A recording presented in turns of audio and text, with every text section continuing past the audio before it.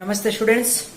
आज हम राजनीति विज्ञान शिक्षण शास्त्र में जो राजनीति विज्ञान के अंतर्गत जो प्रमुख राजनीतिक चिंतकों का योगदान है उसके अंतर्गत महात्मा गांधी जी के बारे में पढ़ेंगे।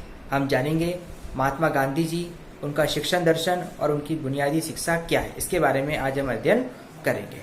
तो महात्मा गांधी जी की जो बेसिक नॉलेज है, जो सामान्य ज्ञान है, सभी को पता है कि उनका पूरा नाम मोहनदास करमचंद गांधी था और उनका जन्म गुजरात के काठियावाड़ जिले के पोरबंदर नामक शहर में उनका जन्म हुआ था और उनका जन्म सन 2 अक्टूबर 1869 को हुआ था।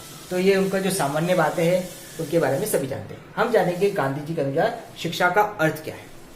तो गांधी जी ने कहा था, साक्षरता न तो शिक्षा का अंत है और न ही शिक्षा का प्रारंभ। यानी साक्षरता यानी अगर हम साक्षर हो जाते, पढ़ लिख लेते हैं, तो उससे हमारी शिक्षा खत्म नहीं होती और ना ही हमारी शिक्षा साक्षर होने से प्रारंभ होती। यानी कि शिक्षा जो जीवन पर्यंत हमारे साथ जुड़ी रहती है और हमको शुरू से लेकर अंत तक शिक्षा को ग्रहण करना, यही साक्षरता का अर्थ है।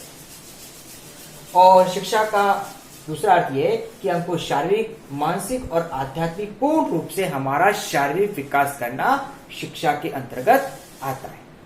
अब हम जानेंगे शिक्षा के उद्देश्य कि गांधी जी के अनुसार शिक्षा के क्या उद्देश्य है। जी के शिक्षा के उद्देश्य के अंतर्गत सबसे पहला आता है संतुलित व्यक्तित्व का उद्देश्य या संतुलित व्यक्तित्व का विकास।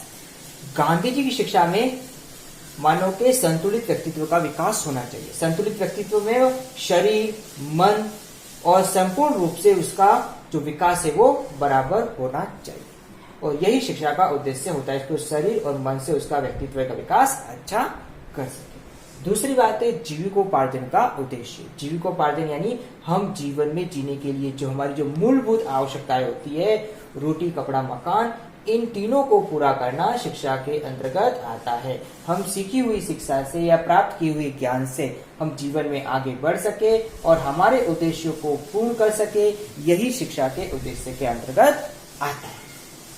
तीसरी बात है नैतिक विकास। शिक्षा का तीसरा उद्देश्य नैतिक विकास। नैतिक रूप से यानी कि हमारा विकास इस तरह से हो जिससे हमारा आचरण अच्छा हो, हमारे अंदर गुणों का विकास हो, चारित्रिक गुणों का विकास हो, जिससे हम दूसरों के प्रति दया और सहानुभूति का भाव रख सके, अपने देश के प्रति सहानुभूति और नैतिकता का पारा भाव रख सके, यही हमारी शिक्षा के अंतर्गत आता है। हमारे अंदर कभी अहम की भावना नहीं आए, ये शिक्षा के अंतर्गत इन्होंने सिखाया। अगली बात है सांस्कृतिक उद्देश्य, यानी कि हम जिस संस्कृति से जुड़े हुए हैं उस संस्कृति की मान्यताएं होती है, रीति रिवाज होते हैं, हमको हमारी संस्कृति से जोड़े रखना, उससे विमुख नहीं होने देना शिक्षा के अंतर्गत आता है। जैसा कि स्वतंत्रता से पूर्व हमारी जो शिक्षा प्रणाली थी हमको शिक्षित तो करती थी, लेकिन वो शिक्षा प्रणाली ब्रिटिश के अनुसार थी, अंग्रेजों के अनुसार थी, वो हमको हमारी संस्कृति से विमुख करती थी। शिक्षा के अंतर्गत एक पढ़े लिखे बाबू को तैयार करने का उद्देश्य उसमें निहित था, लेकिन अब वर्तमान से की शिक्षा प्रणाली में ऐसा नहीं होते हुए हमको संस्कृति से जोड़े रखना ही शिक्षा के अंतर्गत आता है।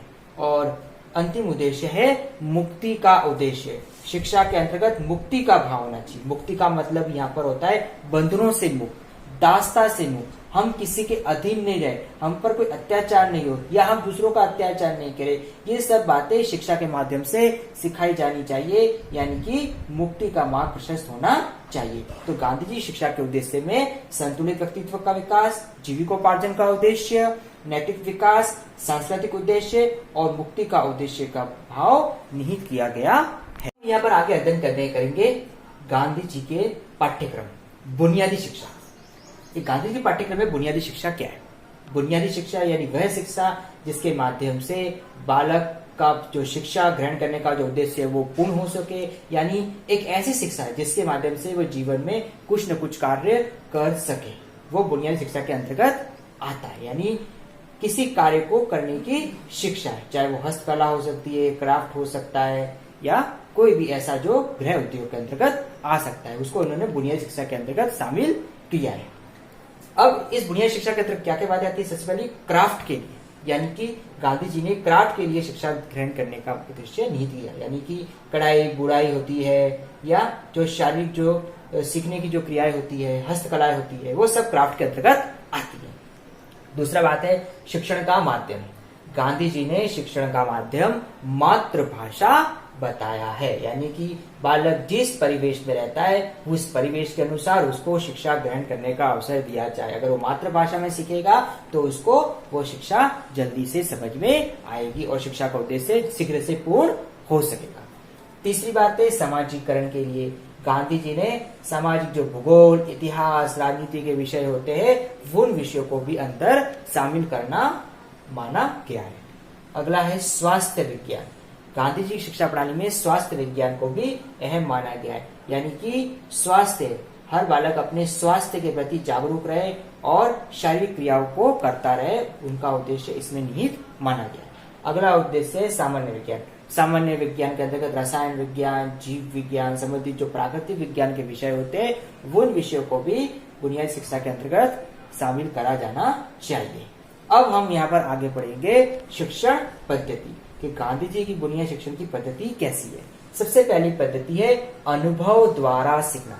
गांधी जी यह मानते हैं कि जितना हम अनुभव के द्वारा यानी स्व अनुभव से सीखेंगे उतना ही शिक्षण का जो भी उद्देश्य है वो शीघ्रता से पूर्ण हो सकता है। इसलिए शिक्षण में अनुभवों को शामिल किया जाना चाहिए और बालक को भी अपने अनुभव के द्वारा सीखने का प्रयास करना चाहिए।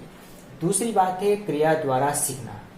शिक्षण के अंतर्गत क्रिया को भी इंपॉर्टेंस दी है। क्रिया यानी करके, किसी कार्य को करके सीखना चाहिए। अगर हम किसी कार्य को करके सीखेंगे, प्रैक्टिकली रूप से सीखेंगे तो हमारा ज्ञान जल्दी से अधिक स्तर पर व्यापक हो सकता है, क्योंकि सैद्धांतिक तौर पर जो प्रैक्टिकली नॉलेज होता है, जो क्रिया द्वारा नॉलेज होता है वो जल्दी से सीखा जाता है। इसलिए इन्होंने क्रिया द्वारा सीखने पर बल दिया है। अगली बात है सीखने की प्रक्रिया में समन्वय। जो हमारी जो सीखने की जो प्रक्रिया होती है उनमें समन्वय स्थापित होना चाहिए। इसलिए इन्होंने हस्तकला को अहम आधार माना, यानी हस्तकला के माध्यम से अन्य विषयों का समन्वय स्थापित किया जा सकता है। और अगली पद्धति है शारीरिक अंगों का सही प्रयोग। हम सीखने के लिए शारीरिक अंगों का हमको सही से प्रयोग करना है।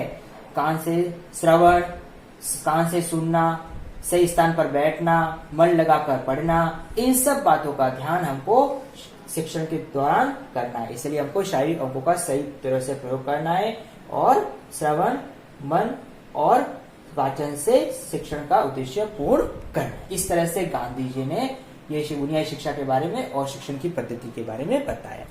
तो स्टूडेंट्स, आज हमने गांधी जी के बारे में, उनके शिक्षण दर्शन और बुनियादी शिक्षा पाठ्यक्रम में जाना। Thank you. आज का आपका गृह कार्य है गांधी जी की बुनियादी शिक्षा को समझाते हुए इसकी शिक्षण पद्धति को बताइए। आपको इनकी बुनियादी शिक्षा बतानी है और इसकी कौन कौन सी शिक्षण पद्धतियाँ उनके बारे में आपको बताना है।